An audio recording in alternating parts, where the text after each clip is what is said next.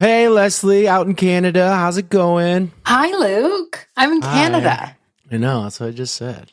I know that's why I just said it back to you because I'm doing active listening. I love it. I heard the thing you ask a question to a question all the time, or you just repeat what they said. You know that thing? Is that kind of Yeah, you're supposed to repeat back. You mirror it back to the person. I see, that makes sense. And then there's a whole bunch of steps you can do, like if we're doing like therapy talk, But this is just an intro, though. this is just an intro for a podcast, which is not about therapy or communication skills. The podcast's not about either of those things. No. So we had the wonderful Vin Goodwin on. He was great. Vin Goodwin. Emphasis on good and win. What a name. Almost Great-win. Great-win. Vin Great-win. We've upgraded him. I love it. He was fantastic. He told us a lot of stories, which is fun. He did bring up, and I do want to reiterate that he has Vin's Night In coming up very soon. So check that out. Yes, I'm excited. And also, this is the only time a man has ever asked me to slap him in the face. So that happened.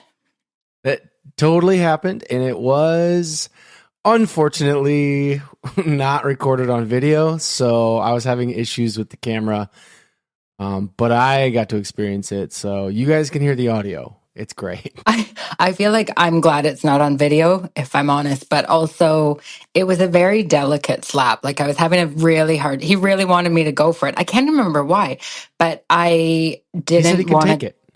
He said, "Well, but why?"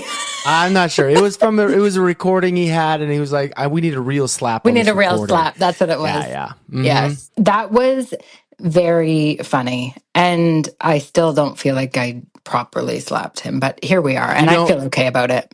I did edit it, and so I did hear the slap multiple times, and it did, as he asked for it, get harder and harder. So I think you got a nice slap in there at the end. Yeah. Anyway, Vin Goodwin, Vin Great-win. He's great. Please enjoy. It's a great one.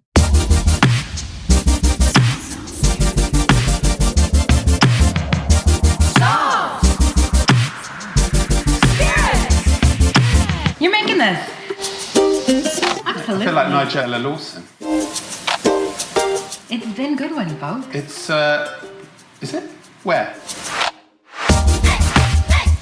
And then we got this vermouth. Vermouth? How come you don't say vermouth? Campery or gin. Gin. Stirrer. And apparently you have to do this for quite a long time. Did you do the... We have orange peel, not orange slice, thank you. I'm an easy crowd. He's a tough crowd. But it's like sunshine in a glass, right? So there we go, that was easy, wasn't it? Okay, Negroni. Wow. Your feet went into the bowl of... Daisy decided I needed to soak my feet. Fun. I love Negronis. That's really, and you're right, is it cute? It's nice to look at. No, it's supposed to last ages, but it's like, oh shit.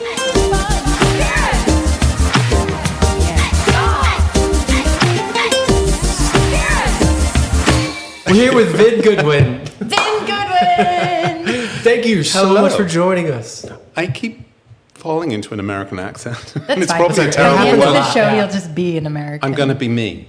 Okay. We want you to be you. But like slightly American you? Just like some words. I can't help it. I just pick up what's going on around me, like You're you were doing when I walked through the door. Yeah. We have heard this from a number of Brits we've spoken to on the podcast. Mm-hmm.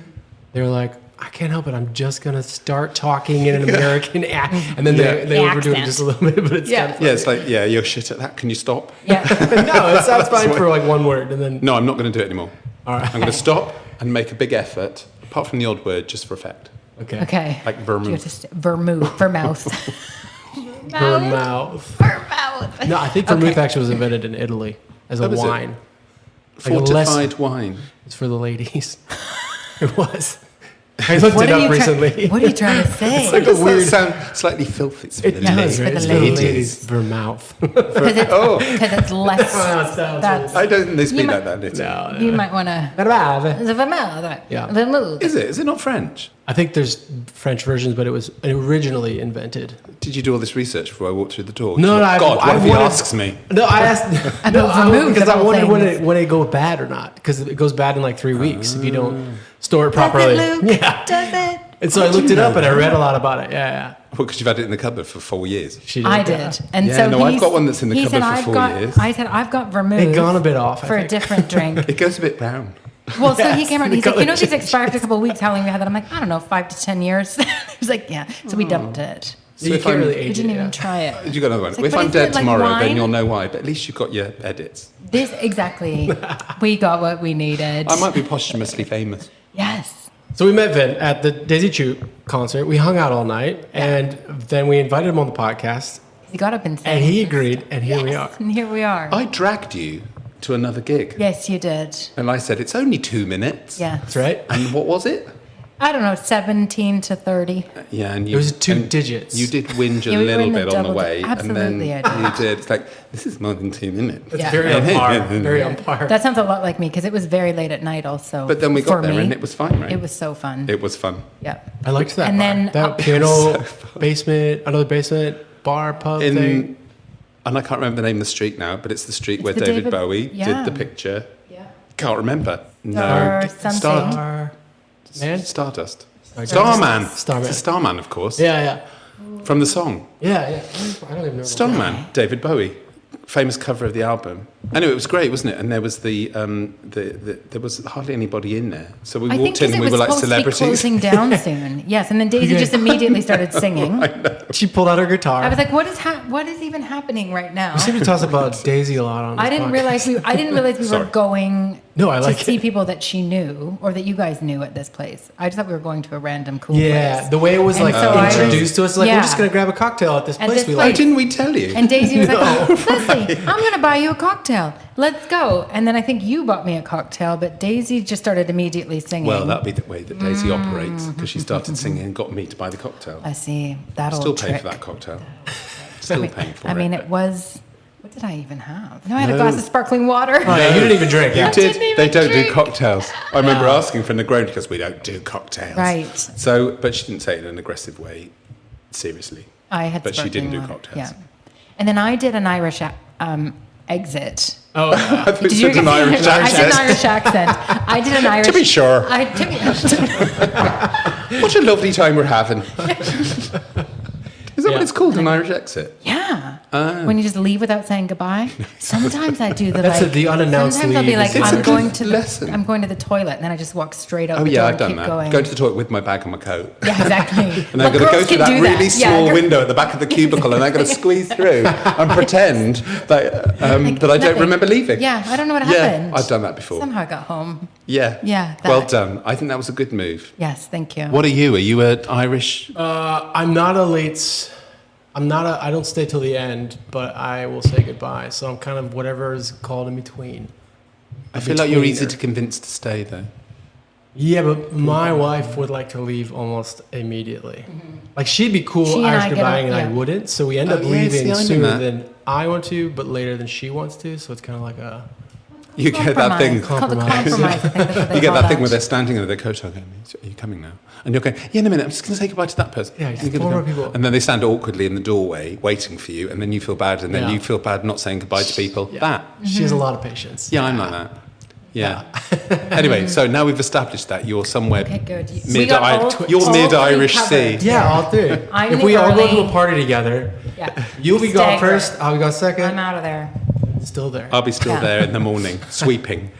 I had to get a bus back that night, No. and it was rammed. Was it a night bus? It was a night bus. It lovely. was. I there don't know what was vomit happening. involved? There wasn't vomiting, thank Okay. God, that I was aware of. But there was some kind of trip, like a group of people that took up the whole top of the bus, and so no one could go up. And there were people sat along the stairs going up to the top. So you're And standing on the whole I just back? kind of. I stood on the edge of inside the stairs, and it felt like a very long time to be in that situation for me. But it was too late. It was too late at night to walk. Like, I didn't feel safe really. It was kind of far, yeah, from where you were. So Uber? I could have Ubered, but then I was in the bus, and so I was like, well, there's no point getting off the bus to they're then not wait for gonna an Uber stop. on the side of the. They're not going to stop on a bus. They're not going to go, where Can are you- you? I'm at that stop. No, I'm at that one now. Follow me. Mission Impossible. Come and jump off the bus. I can't get out of the bus because of the people. Just keep coming. I'm people, almost next move. stop. Oh, you're so, that's very good of you to stay on that bus. Yeah, I stayed I wouldn't on- have got on it. I have not taken a night bus in years, so it was intense. That's the kind of commitment I I feel had. like you need to do it every now and again, just to just remember to remind how yourself. not great it is, so No. you don't do it again. Yeah. Well, now I've got the No. reminder. Only do it when Yeah. it's necessary. Yeah, I could have just got When an you haven't got any Uber. money Yeah. or no dignity or anything like Yeah. that, just get on it. Yeah. I mean, yeah. I once had my wallet stolen though, and See, I have a friend that had that happen too. yeah, I got in town, and I thought, how am I going to get home? And the man let me on the bus. Driver let me on the bus. I said, I've had my wallet stolen. Yeah. I didn't do it. He's like like, that, "Oh, I get actually. this every I didn't want to be day." too pathetic because they just think you're a druggie. Yeah. I think he was just fed up of humans. Yeah. By that point, Yeah. so I can't get on. imagine how fed up you would be as a bus driver. That's I terrible. remember the times when we had the old Route Master buses and the open back that you hopped on and hopped off Ooh. with the conductor with the little thing. Oh, wow. I'm that old, but it wasn't that. It was when I first moved to London, and it was an absolute nightmare. Sounds and dangerous, doesn't it? it was. I mean, it was dangerous. People used to fall off all the time and Yeah. try and jump on. And people who... I lived in Stoke Newington, and it was like a scrum at the bus stop. And everyone is like, there's solicitors and lawyers and doctors and all of this sort of stuff. Honestly, when it time, get on that bus, when there's 8,000 people at the bus stop on one tiny bus, they all turn into complete savages. And they're like, I don't like this. And the bus driver stood there, go, get off my bus. and it was just like, oh my God, this is so weird. And so all I used to do is I used my intelligence rather than being a lawyer to go round the corner and hop on the back of the bus before it turned into the square. And I'd just get on and grab my seat and sit down. And then I'd witness this scrum and this poor conductor being abused left, right and centre. Oh. There you go. Yeah, you missed out on that, you see. I feel like I missed out. You might find it on some vintage YouTube, some footage of... Now, we've been on some Vin-tage YouTube today. We have. and Good yesterday, segue. haven't we? Thank you Yeah. so much, Vintage. Vintage. What What did have we you been looking find? at? What did we find, Lou? I found a very funny Christmas song. Oh, God. with, Who a, finds that first? with a very intense I only found it selection because of it was mentioned. photos. It was mentioned in a bio that I read about Mr. Goodwin here. a lot of JPEGs in that one. I mean, how long did that take you? Yeah, how long did it Which, take you know, to it's also the days before.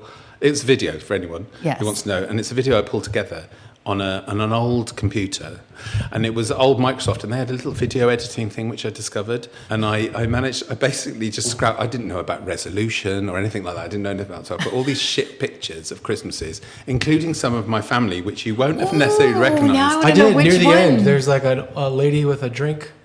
Oh yeah, possibly. Yeah, could be I anyone was- in my family. I think it was Nan. Could be. No, it could be my sister-in-law. I'm going to see it the weekend. I'll check. Okay. But there was all the kids in there. They were in our front room before we did our house up, and it was a complete hellhole. Our house. Why everyone came? We just said, right, we've got a house now. All come for Christmas, and they all came, and it all had brown carpets, horrible light fittings, and there was, there was porn mags tucked behind the wardrobe when we moved in, and they were all in there still, and it was all really grubby and disgusting. But they all came: my parents, my brother, his wife, and these 3 young kids. Wow. And the oldest of those 3 was about 5 or something, and he is now 35. Oh my no, gosh. he must have been older than that. But anyway, he's now 35 with a little kid of his own. But they're all in there, and they're all sort of getting their Christmas presents in our horrible front room. So Oh there you my go. So like a gosh. little bit of family history. And it is about my Christmases when I was younger, basically. And it's hilarious. It was funny. And A lot it's of like it the went over my head pictures- as a non-Brit, but I do think that it was good. It's good. It's quite British. Yeah, there it's is. very there's- British. Have British you heard Christmas. of somebody called Victoria Wood? No, I don't think so. Look her up. She's a comedian, very big. She's basically this British institution, comedy, which is very North British. But it was a little bit relating to her stuff, which is very, very idiosyncratically British and Okay. and using words because the words are funny. That's where I get that influence from. Right. And it was very long. I remember sitting in the... I just remember thinking, like, how long did this take for you to find and get all the... Because you do a photo for almost every word, pretty much, right? And it's like bells. And then even when there's just sound, it's like bells. Such like 3 fun. different pictures of bells. Yeah. And, oh my God, it's so... It was fun. Yes. I think I sat there for about 2 weeks doing that on Yes, this that's really what I slow figured. computer. Yeah. And there's 2 recordings of it.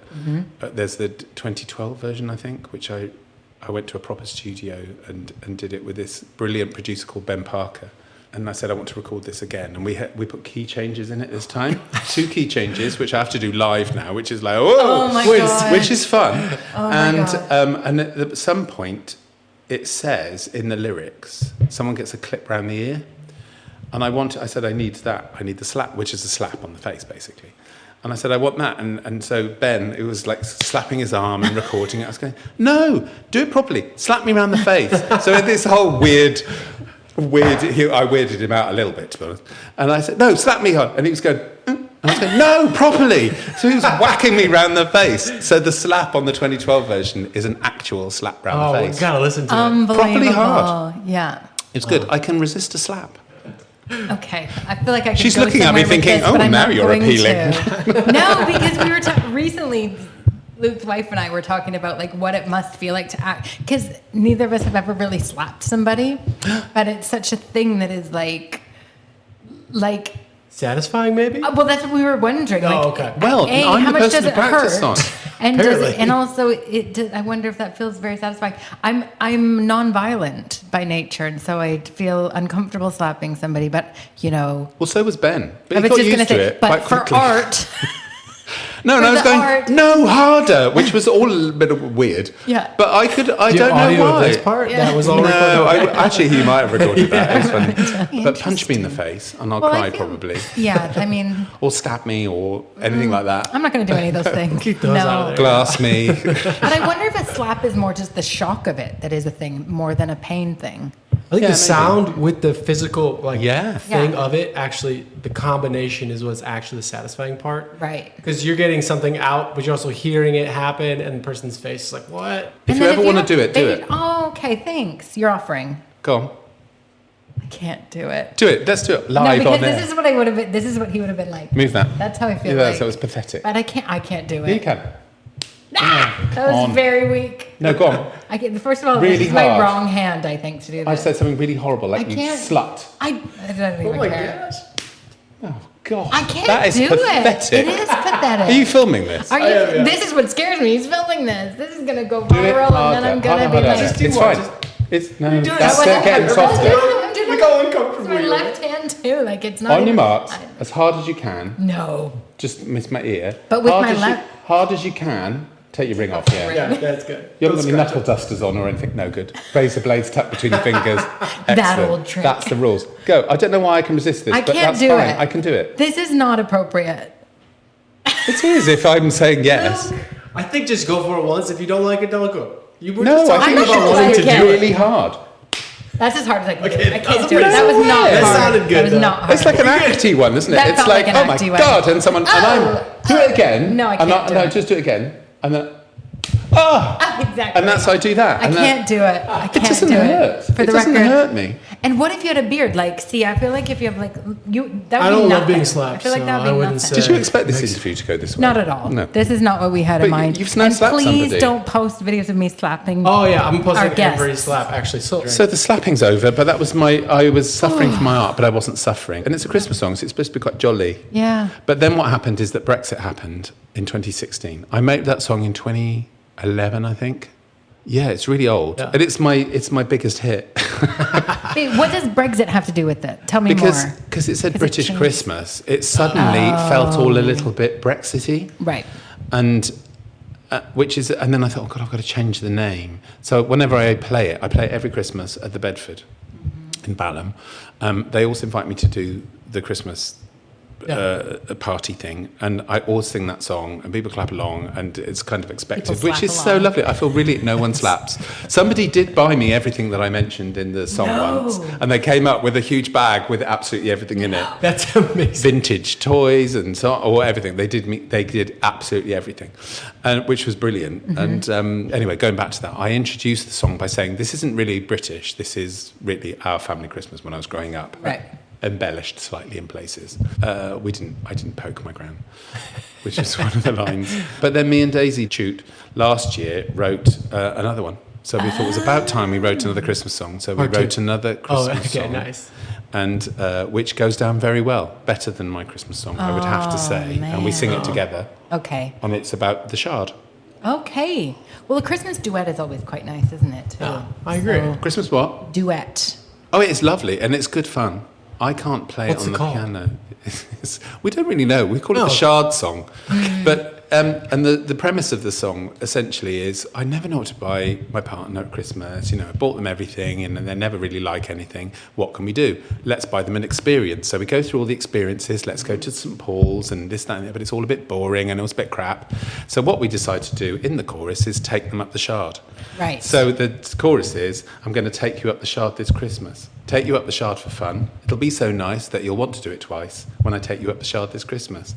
Much hilarity ensues. There's something about it. Sounds a little. Yeah. Yeah, I think that was a. It's a play on that. Yeah, exactly. And it is fun. They never go, oh, that's so rude. So rude. Yeah. Which I they love don't. it. Well, you mentioned the Bedford. Yeah, the Bedford in Balham. Yeah, and you're doing your My show. 15th year. anniversary of Vin's Night In Yes. at the Bedford. Have you been to the Bedford, you two? I don't think so. I Have you? played at the Bedford Did with you? the Dunwells. Oh, yes, of course. Which Years was ago. their, yes. They played at the very first show that I did, which was Vin's Night in 2010. Wow. So just before you arrived, I spoke with Joe Dunwell. Oh, yeah. Joseph. Joseph Dunwell.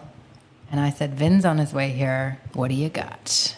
And he said, Oh, God. he said, Vin gave us our first ever gig at the Bedford for Vin's Night In 15 years ago. Amazing. Yeah. And then he said, and also he wrote a parody song about one of our, and I was like, I've seen that actually. I sent you the clip. Someone filmed that. It was Yeah. brilliant. So this has been another time of, we've been talking lately about, just from doing this podcast and other things, all of my Vin, I'll call it a Venn diagram. Oh, I like Everything that. is going like into a sphere now. You know, everything's Very neat. overlapping in all these weird Yeah, ways. yeah, So yeah. the Dunwells. There's a lot of overlapping with a lot of people I know. It seems weird to me because I'm from Canada. But even when you were talking about like that you'd played at the Rockwood Yes. in New York and we my had God, that's a overlapping stuff highlight. there. And then, so it's all a bit Vancouver. wild. In Vancouver. Railway. World Railway Tour. Club. Yeah. We both played at the Railway Club. I love the Amazing. Railway. Yeah. How did you get into all of this to start with? And tell us about your Vin's Night In. Oh, gosh. Shall I tell you about my life? Well, I was born in a barn. In a manger. No, in a manger, yes. I wasn't born in a manger, definitely not. But I did find out from my NHS app when I looked at my medical history. I scrolled down, I kept scrolling, it's like, oh shit, I'm old. Scroll, that I was 2 weeks premature. Ooh. I never knew that, and I said to Mum, I was 2 weeks premature. She goes, no, you weren't. She goes, oh yes, you were, yes, you were. And their nurse said, if you'd stayed in any longer, you'd have never come out because you were massive. Oh my God. So there we go. Yeah. £10 or something. 2 Oh foot my long. God. 2 foot long. Oh my God. Anyway, that's the start of my story. Okay, wait. Yes, go on. I'm And going to then... fast forward a few years. good. And how did I get into all this? I was quite musical when I was a kid, and then I did that thing where, as a teenager, I could have thought, no, I wanted to be a concert pianist and all this sort of stuff. I thought, yeah, la, la. And then I thought, oh no, I'm not fitting in, and I've got a risk of being bullied at school. So I quit the piano and started smoking and just hanging about. And I knew I'd regret it, and I did. Yeah. And it took me until quite a long time, my late 30s, very late 30s, and I just thought, oh my God, I'm not doing anything. And I met somebody who I was a big fan of, actually, as an artist. And I met her, and she said to me on the first time we met, she said, so were you a creative? And I had this massive, it was like someone slapping me around the face, but with a cricket bat. And I thought, oh my God, I used to do all sorts of stuff, and now I don't do anything. And I realised that life had taken me over. And so I that was it. I went out and I bought a piano. And I came home and I wanted to write some music. My piano tuner said, stop whinging about it and just fucking write one, he said. And I said, fine. Okay, so I did, and I wrote a song, a little bit rubbish probably, and then I didn't stop for a while, and then another friend said something else. I'll come and play a couple of songs at my gig, and I did that, and then next thing, the Bedford called up and said, "Oh God, we've got a 40-minute slot. We need someone to do it. Will you play it?" What? I haven't got enough. I've got 3 songs. I don't have enough for a 40-minute set. I think I managed to stretch it out by talking to about 30. And I did this at the Bedford, which was like this place, which is like, oh my God, I'm never going to play here. It's like this. Yes. It's an amazing venue. At the back of a pub, you'd never expect it to be there. It's like this magical world. And it's brilliant sound, all of that. It was like the place. Ed Sheeran recorded his first live album there, and he played there all the time. All of that, you know, Katie Tunstall, all these people played there. Anyways, there I was on this stage going, oh my God, and I did it. And then it just kept rolling throughout my fear. I got to this point in my life where my fear was massive, but my fear of not doing it was even more massive. Do you know what I mean? They kind of overtook each other. And I thought, I'm going to do this. This is great. And I just did it. And that was it, really. That was the start of it. And then I hosted at the Bedford. I was the MC host, whatever you call it, because I organised an event for a friend of mine, who I just met, who's called Judy Suk, legendary singer-songwriter in the UK. And I was a massive fan of her since I was about 16. And I met her because I met her daughter, Bailey Suk, who I believe you know, at a gig. And I bought her a champagne and she didn't drink. But she said, oh, thank you very much, and held it. But she was very polite. I think I drank it in the end. I think she gave it to me, and I just went, oh, great. And it went on from there. And so she had her first gig the next day. That's where I met her mum, Judy Suk. And I said, oh, my God, I'm going to meet Judy Suk. And I've been a fan of hers for however many years. And so I got chatting to her, and that's where she said, are you creative? Right. And I thought, oh, my God, I was really ashamed. And it went from there. And then it was Judy Suk's anniversary of her first album. And in 2009, and I said, is anyone doing anything? And she said, oh, no, I'm not doing it. I said, do you mind if I do something? So having never done this before, I asked the Bedford, can I put on this thing? It's tribute night. And then organised 17 acts to sing songs that either by Judy Suk alone, older songs, or songs that they'd written with her. Yeah. And then I got messages from various people to read out to fans and also people who couldn't be there, like in America. And this, back to my videoing, I got video footage which I had to edit on this crappy little computer from Lucy Silvers she was in America at the time. She recorded a song which I put on the screen on the TV. And anyway, I did all this and I tried to get someone famous to host it, and they kept going, I'm not sure I'm about to do it. So I just thought, oh, bollocks, I'll do it myself, having never done it before. Yeah. And I hosted it. Then I hosted it at the Bedford. Then I started my own night. This is a very long story. I love this so much. Because Tony Moore, who's the creative director down there, he just said, he played and he was the one that said, yeah, do it. He had total faith in me. I didn't have a clue what I was doing. And it worked out great. I've got footage of it and all sorts of stuff, and there's some stuff on YouTube. But and he said, oh, you should do some hosting here. So I started hosting and meeting artists, and I thought, well, I want to do that. I want to put on my own night. Yeah. And I wanted it to be slightly different. So me being me and being, my family are all northern, or from Yorkshire, and I've got this slight obsession with the 1970s. So I created a 1970s living room with terrible wallpaper and pictures of Manan on the wall. And I even had a TV screen, which I made this thing that goes around it to make it look like an old TV. Yeah. And I put old TV things on it, and I had an old lamp and all of that. And it was called Vin's Not In. And that's where Joe Dunwell, when he went on and he went, this looks just like my bedroom back when I was a kid. Yeah. And so Vin's Not In was born, really. And and it went on for many, many years. And then it moved on to other venues. And I got asked to do it at a very nice members club called the Hospital Club. They just walked up to me with a card and said, will you do this at the Hospital Club for free membership? And I went, yeah. And I did it there for about 7 years, and it was amazing. Yeah. And I did 3 shows a month. Wow. Not really paid for 3 years either. I just thought, I just love this. I did my job, run my own consultancy, doing something completely different, and then ran these 3 shows. And I did a Sunday in the round thing when no one was doing in the rounds then here at all. It was a new thing. And I'd been asked to do one.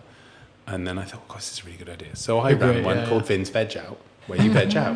And it's Sunday and everyone had a Sunday roast. And it was just such a laugh. I really miss that one. So doing this Vin's Night In is a big thing for me because it's a bit like, can I still do it? Will people come? 15 years that's a lot. Wow. I mean, the fact that you've done it, that's awesome. I can't actually believe it because I thought I was old when I started. How old does that make me now? But it's going to be fun. And even if I've sold a decent amount of tickets, not enough for my own satisfaction yet. But when you run something, people don't realise when you run something, you want to be like this is Oasis. Sold out now. Yeah, exactly. sold out. Press the button. People are literally killing people. Refresh. Yes, that. So that's the story of Vin's Night In. I've kind of gone from my music to Vin's Night In there. I feel like that's the natural progression. Kind of. Yeah. They are kind of. So do you perform at it yourself or do you not? Sometimes, but I didn't always, because otherwise it would be like, oh God, not him again. And I have a very limited repertoire. And it was like the same song. People used to take the piss because I used to sing this one song called Falling Man all the time, which is quite a grim song. Right. It's about the falling man. It's about 9/11, jolly. But I always played it because I had really nice harmonies and I could get the other artists involved. I don't have a sing-along like I listen to your music, and it's like quite driving and fun and up. And mine's really miserable, apart from my Christmas song. So everyone goes, Christmas song, oh, wow. And then they go, oh, with the rest of it. I'm like this dual personality person. And people go, which are you? And I'm going, well, I'm both. Yeah. So I do play it sometimes, and more recently, because I haven't done so many shows, I do play, just because some people just say, you've got to play. Yeah. So Does you're writing many different styles, like miserable, happy, upbeat, not. Did that kind of help inspire you to sort of lean towards a musical? Like the one you're working on? Yeah. Ooh, good segue. It does. My modus operandi is very much comedy and pathos as a in the same thing, not comedy over there and pathos over there. Yeah. I love a song that takes you somewhere and you go, oh God, this is funny, and then it goes, oh God, Jesus. I love that. Yeah, same. You know the film Up, where with the first 8 minutes you're weeping. That's my music. Hold on, this is. So you want people to cry? This is the cartoon one the animated one with the balloon, right? Yeah. Oh God. But the first 8 minutes, within 8 minutes, that's what I wanted. The one with I my hid musical. under your porch because I love you. That one. Yeah. The dog. Yeah. Oh. That one, and I love that unexpected timing of. That's happened. Happened fast. And then halfway through, there's something that's like, oh my God, that I wasn't expecting that bit either. Right. So yeah. Unrelated, but I just have to note, I have never heard the expression navel gazing before, and that is a brilliant. Have you really? It's called shoegazing, or like shoegazing, navel gazing, we call it. No, well, that makes sense to me because you're just kind of blue and looking down, right, at your navel. Which kind of takes me back to Vin's Night In again, because there is a lot of that in shows, and it's lovely. Some people get lost by it because they go, hi everybody, here's a song about when my dog got run over and my girlfriend left me, and then they go, and it's a beautiful song, and the people singing it are amazing. But then, do you know what? People just need a little bit of something in between to go, oh my God, a palate cleanser to get from the navel glazing. Thing. This is what you're navel the palate gazing, cleanser. not navel glazing. I'm just going to glaze my navel. Just one moment. BRB. And then you Irish goodbye. How do you glaze your navel? We won't try that here. No. So that's what it was about, really. It was about saying, there's the navel gazing, and then it's like, let's draw a competition. Let's look at all your crap drawings and go, look at that shit. Or let's make a tinfoil sculpture out of something. It's that. And then we get back to the really serious. And it's that comedy pathos thing that I really like, and that's through the show. It's and there's somebody sort of, it's like Joe and Dave Dunwell, singing, oh Lord, and it's all like intense. And behind them is this fucking ridiculous wallpaper in orange, brown and yellow with a picture of my nan at Christmas in 1972 sat on the thing going, with a cup of tea.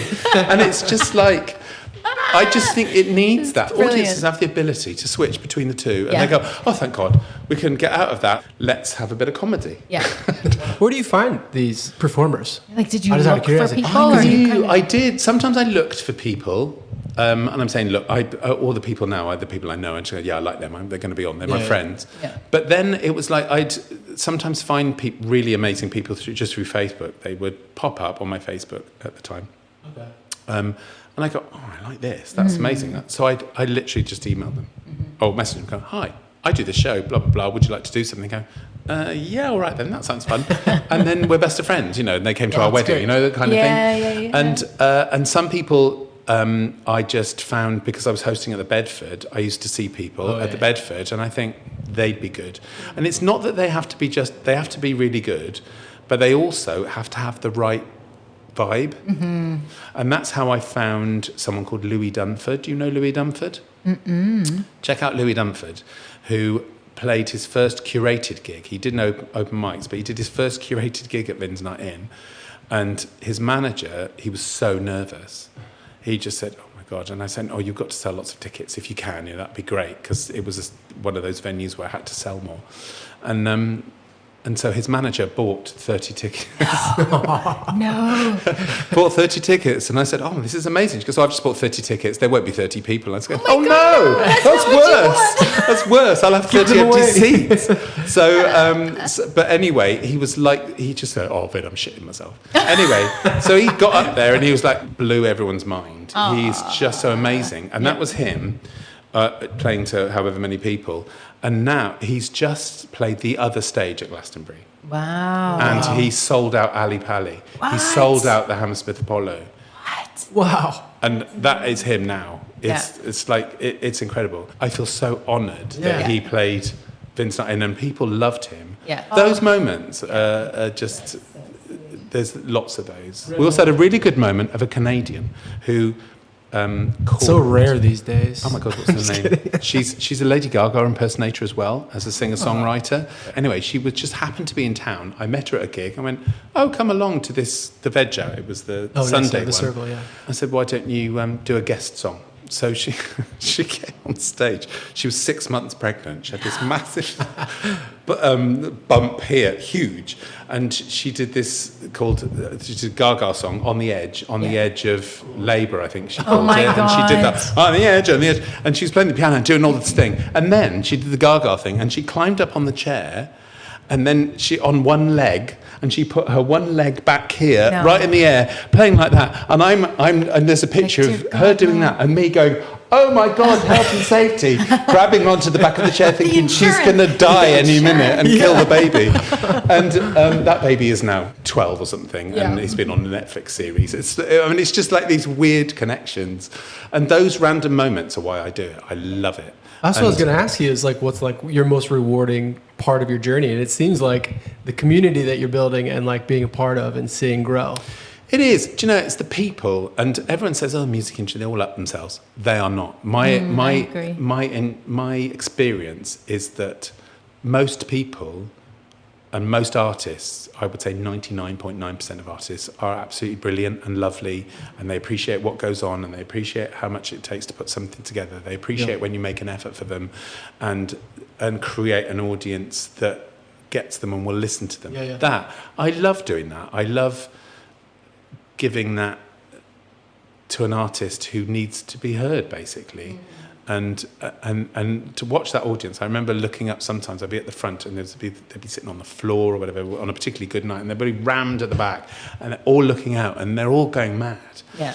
And they're smiling, and you just think, God, this is where I'm meant to be. You know, there are very few moments where you think, I'm meant to be here right now. Yeah. And this is where I feel at home. And I've had those moments on a Vin's Night In stage. So so you have Tiggy, I saw, on this one. Who else is on this? We've got Daisy Chute. Let's mention her again, Daisy's shall we? Okay, great. Who's Daisy? Daisy. I don't know. Daisy Chute, I Daisy called her who? for the first 5 years, and then she said it's Chute. We've only just found this out also. So a band called Heron Island, who are quite new, actually, as a band, but I've known one of the singers, Chaz Thorogood, for quite a few years. He's incredible.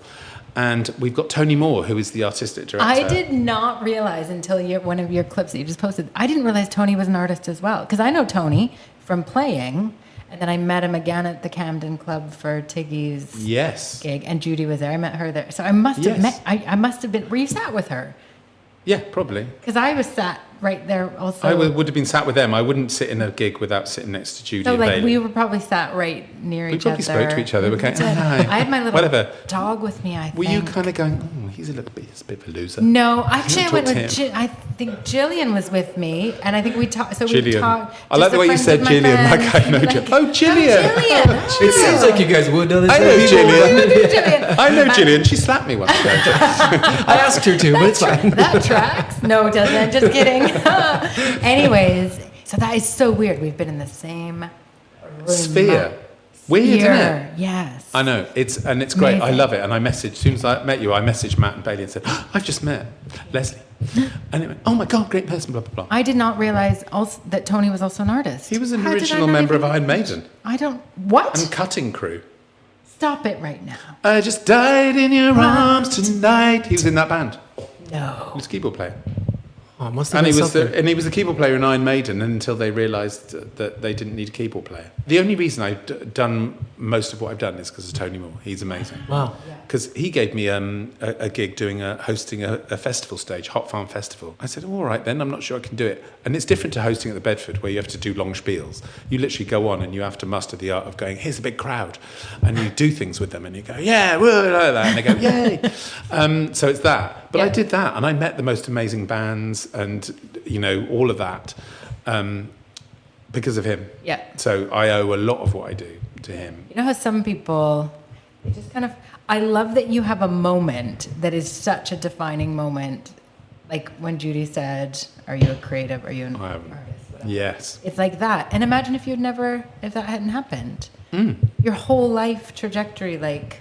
I have lots of moments in my life. I think everyone has those. I remember those moments, and I remember some of them. I'm sure some of them I don't. I remember meeting somebody at a checkout of a supermarket once, and we got chatting. I always chat to everybody. And she said, oh, what do you do? And I said, oh, I'm just a something. I can't remember what I was doing. And she goes, listen, love, you're never just anything. You are what you are. Don't say you're just, because that's putting yourself down. This is somebody that checked, and I always remember that. And I thought, that's a really good lesson. Yeah. You're never just something. I was weeping there to mop me up, push me out. No. But seriously, yeah. It was really, those moments are really important. I remember being stopped once in Kentish Town, my first job, and there was this, what you describe as some mad old lady with matted hair who smelt a bit, walking up and down the street. She was also there. Yeah. Caversham Road it was. And That's I my used street. No way, that was where my first job was in London, at the Architects at the end. They're not there anymore, but I bumped into her one lunchtime, and she just stopped me and she said, are you a poet? And I said, no. She goes, you are. You're a poet? And I just thought, okay, thanks. I walked off. And I'm not saying I'm a poet laureate, but I am. I did. Yeah. I wrote later. I did. I think I'd done more writing than I've ever thought I really recognised. Right. And at that point, I thought, oh no, she's just mad. Yeah. And now I realise that she was right. Yeah. I do. Yeah. Isn't that amazing? You must have had those moments. I have loads of those moments too that I would have to sit down and actually really think about them. But I have had a lot where it's just kind of, and they just feel like little nudges that like keep going this way kind of a thing or something. Yeah. I find them keep you on track. It sparks a synapse, right? Totally. And then you go, oh, and then it goes off in a direction and you think, okay, I can do that. Oh, they think I can do that. Yeah. Yeah, there's lots. I love that. This is about you, Vin, but I'm going to tell my story really quick. You haven't told many stories about you. I actually. haven't. No. I'm really intrigued. because you just talked about like that just random person. No, telling you something. I haven't said anything about myself because you talk non-stop. No. This is the Vin Goodwin episode. Exactly. So it's all about it's you. your show. God, nerve-wracking. No, but like little moments like that. It's happened a few times, but this one time when I lived in New York City for a few years and I played a gig, like an afternoon gig at it was called like a Jimmy John's, but it wasn't Jimmy John's, like a Quiznos kind of sub place, It was weird. I got sandwich asked shop to leave New York and go to New Jersey. I didn't know if you knew, like, Sandwich Subway, yeah, fine. Yeah. To play in the afternoon, like for 2 hours this one time. And I took the train over to New Jersey from New York City, and I played in the afternoon for this thing. And there's this guy sitting and watching the whole time. And I could tell he was watching, but he wasn't like clapping or anything. He was just kind of like paying attention. And then he left when I was like, I don't know, 30 minutes from being finished. And then right before I finished, he came back at some point. And he sat and waited. And then when I finished, I'm packing up all my stuff. He comes up to me and he's like, "Hi, can I talk to you?" And I'm like, "Sure." Because like he left and came back, so I felt weird about it, right? Ended up being a really nice guy. His name was Joe. And he said to me, "Well, I was watching you and I really thought you sounded great. And when I left, I had this really strong pull from God." Oh, gosh. To give you some money. And so he went to the ATM when he left, and he got me out $300. Wow. And I was waiting tables like 60 hours a week, so that was a lot of money to me. And he handed It's a it to lot me. of money now. I was just gonna say Are that you kidding too. me? Yeah. That was like one of my biggest tips. That's probably the biggest tip I've ever gotten as a musician. Like, but that was more than I was getting paid for the gig. And he handed it to me. He says, "I just want you to know you got to keep going." Or something like along those lines. But those words, and he kept talking. But it was one of those moments I was like, and then I got a bunch of free subs. It was a great day. What a It was one of those days, like, and this was Amazing. 15 years ago now. But it was one of those things. But it's not the keeps money you going. that is No, it's the it's fact the that he gave you sentiment. the money Well, and it's the fact that said he acted on you this should thing. keep going. Yeah. And they actually came up and told me, and like, it was whatever came over him was enough to come to me. That's like a little pilot light then in your head that keeps burning, doesn't it? Yeah. You just sit there going, He's "Oh, keeping that the person flame said up. that." Yeah. And then there's another one. "Oh, that person said, oh, I really like that." Yeah, it's wild. I had a gig in a like jazz kind of restaurant with one of the only venues that I played regularly where they had a grand piano, which was such that's Oh my such a God. treat, right? It's gorgeous. I was doing some of my own stuff and some cover songs, but you know those kind of gigs, you don't really know if anybody's listening, and they're having their dinner, and you're just kind of like doing this thing, and in your mind, it's like you're kind of the background. Does it even matter? You know, like, Yes. is anyone even listening? What if I just threw in this song and no one would even know? You know, all this. You think all this while you're playing You think the of this song, while you're don't you? playing and singing the song, and not all the time, but sometimes it's just kind of I've like done them in alphabetical order because I was so bored. I just Yeah, like, started is at it- A and went to Z. I was like, Right. I find a Z, but I got there. Well, sometimes I go into a space of like, how amazing is this? I just get to sit here and play this gorgeous piano, and whether someone's listening or not, whatever.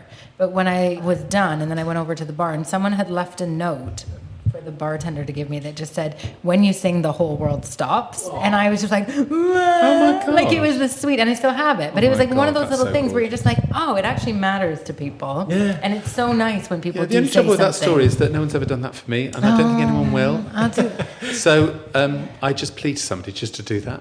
well, I just had Has to anyone done it write- to you? No, the whole world stops? No. That's a really nice story. But the point is, that even when you think no one really is paying attention, it does matter, and people are kind of like. Isn't it important to let looking- people know?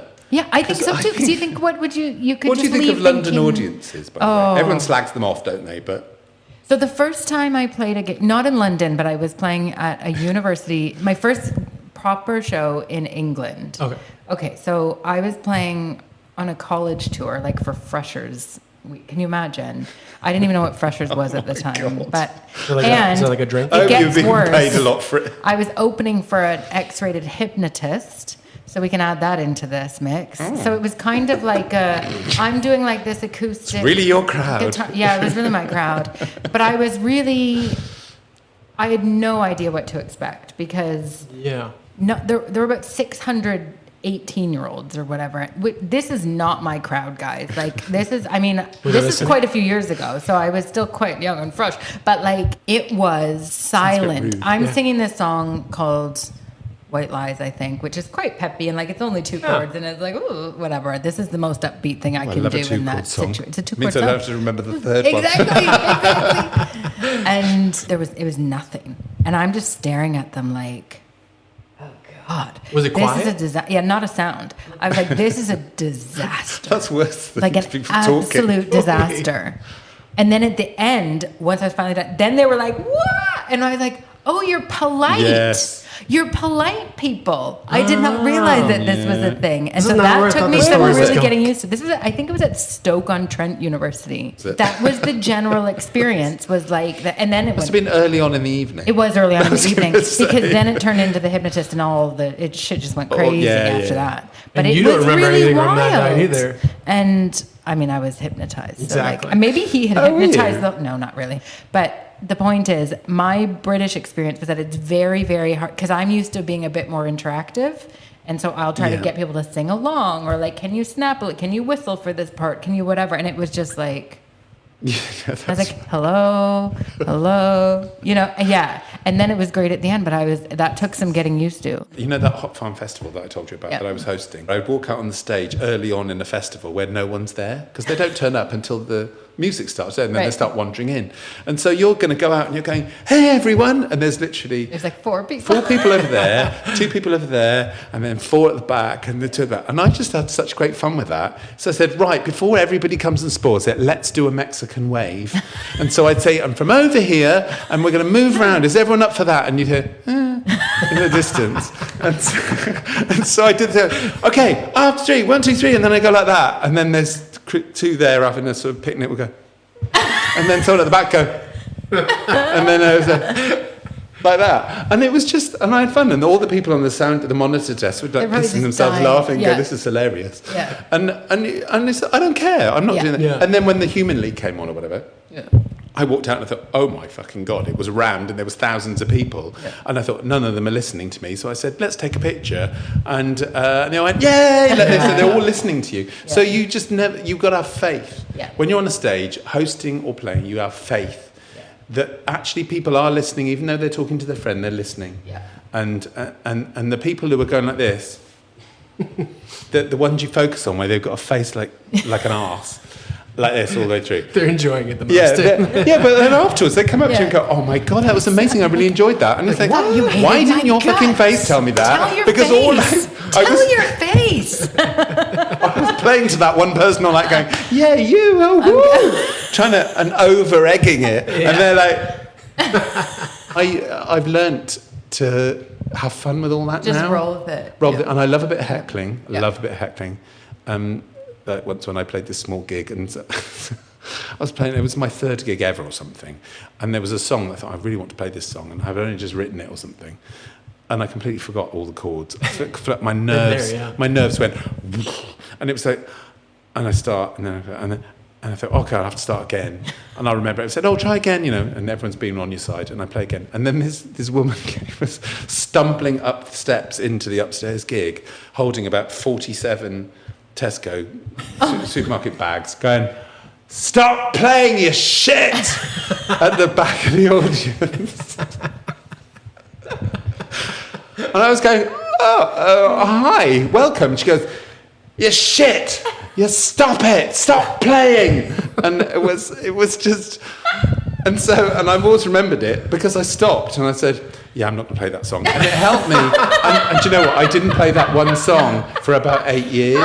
Oh my God. Because I thought, do you know when it haunts you? And you think, I'm never going to learn that song ever. And the woman's going to come in and go, I hate you. Oh my God. But it was quite funny. And I got a bit of a laugh at her because I said something when she left that was probably a bit mean. But and everyone laughed. And I relaxed then. And I thought, God, I've got to learn that. And you learn to go with it, don't you? Totally, yeah. Anything else exciting besides that you want to talk about? I realise that I'm never going to be able to afford to make an album and go into a studio and have a lovely time with James and make an album. I just can't. Also, I don't have I don't know. I feel like I haven't got an album in me at the moment or something, but I want an album. Yeah. So I've decided to do a compilation, like a best of the worst, the best of the worst, my non-hits album.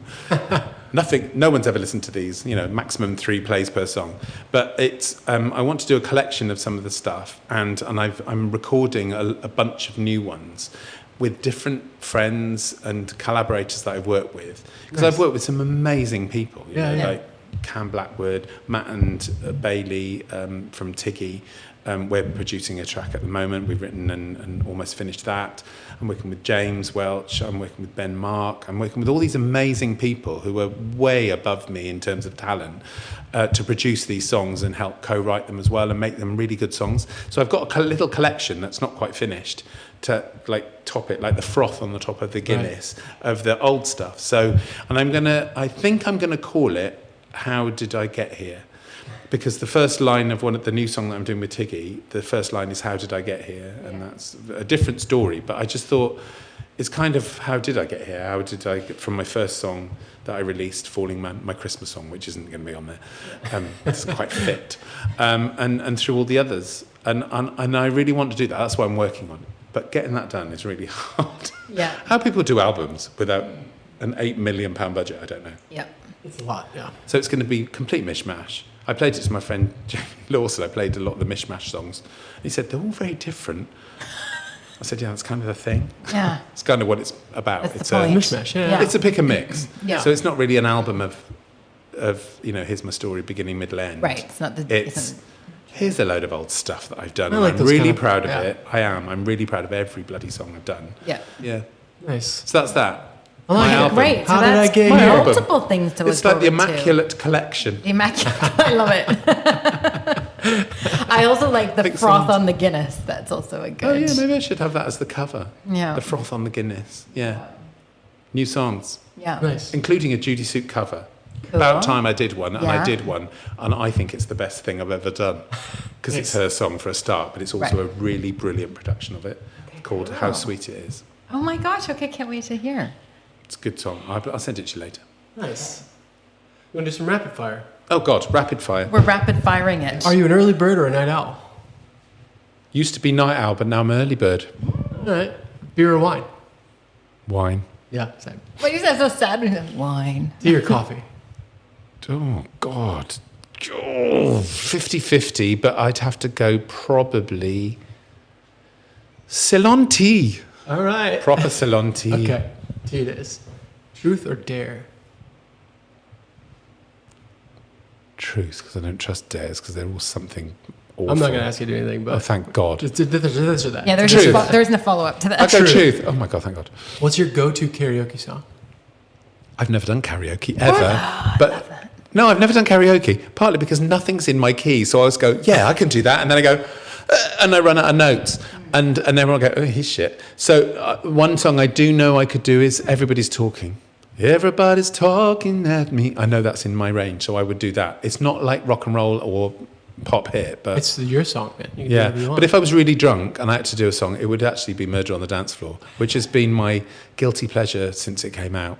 It's a great song. But it's all right to admit to it now, isn't it? Yeah. Totally. Melody or lyrics? Oh my God, that's really hard. It is, right? My lyrics. My lyrics.